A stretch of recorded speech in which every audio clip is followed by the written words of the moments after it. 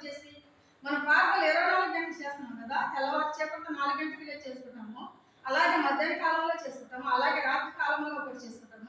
మన ప్రార్థనలు ఎందుకు విన్నపాలు దేవుడి దగ్గరికి చేరడం లేదు అని అనుకుంటే, మన దోషములు, మన పాపములు మన హృదయం పక్కనే ఉంటాయి, మన శరీరం పక్కనే ఉంటాయి.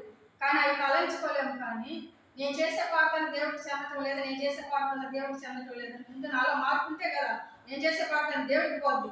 నాలో మార్పు లేకపోతే దేవుడి దగ్గరికి ప్రార్థన మమ్మల్ని ఎలా పోద్ది? పోదు కదా. కానీ ముందు నాలో మార్పు చాలాలి. మార్పు చాలాలంటే ఏం చేయాలి? దేవుడి కాడ నేను తగ్గించుకోను, దేవుడి యందు నేను పెట్టుకొని చేసిన తర్వాత దేవుడే మనకు సహాయం చేస్తాడు. దేవుని ఎంత భయం భక్తులతో మనం వేడుకుంటామో అంత భయభక్తులు కలిగి మన ప్రార్థన కూడా అంత భయంతో ఉండాలని దేవుడు ఎదుట ప్రార్థన చేసేది. ఇక్కడ సొలొమోను రాజు కూడా అంత భయంతో చేసేది ప్రార్థన. మనం చేస్తున్నాం వాళ్ళ ప్రార్థన భయము భక్తి కలిగి చేస్తున్నామా? తండ్రి పట్ల భయం కలిగి ఉన్నాడు, దేవుడి పట్ల భయభక్తులు కలిగి ఆయన ప్రార్థన చేసేది. కానీ మనం ఆ ప్రార్థనలు మనం ఏది కూడా చేయలేదు. మనం చేసే ప్రార్థనలు విన్నపములు పాక దేవుడి దగ్గరికి జవాబు రాక ఉన్నది. ఆయన ఏమంటున్నాడు? నీ విన్నపములు ఈ స్థలం మందు నా ఈ రేయి పొగులు నా కన్ను దృష్టి ఉంచి ఉన్నాను అంటున్నాడు.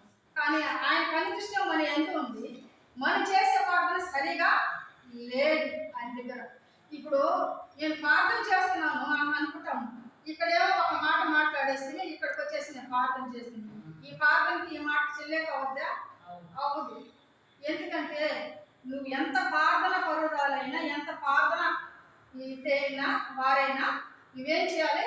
ఈ మాటను పక్కన కట్టి పెట్టేసి దేవునితో నీ సావాసం, దేవునితో నీకు అనుబంధం, దేవుడు నీ పట్ల దయ చూపించాలంటే, నీ పట్ల దేవుడు కనికరం చూపించాలంటే, నీ కుటుంబంలో సమస్యలు, నీ కుటుంబంలో ఏ అయితే నీకు దూరంగా పోవాలనుకుంటే అవన్నీ మనం ఏం చేయాలి? దేవుడితో సహవాసం చేసేటప్పుడు, అయ్యా నా కుటుంబంలో ఈ సమస్య ఉంది, నా మీద అనారోగ్యం ఉంది, నా అనారోగ్యాన్ని తొలగించండి, నేను హాస్పిటల్కి వెళ్తున్నాను, హాస్పిటల్కి వెళ్ళినా కూడా నాకు బాగా అవడం లేదు, డబ్బులైతే నష్ట కలుగుతున్నానే కానీ నాకు రోగం కలగడం లేదు, నా నుండి నా నోటి నుండి ఏదైనా నీకు అనుకోలేని మాట ఏదైనా వస్తుందా?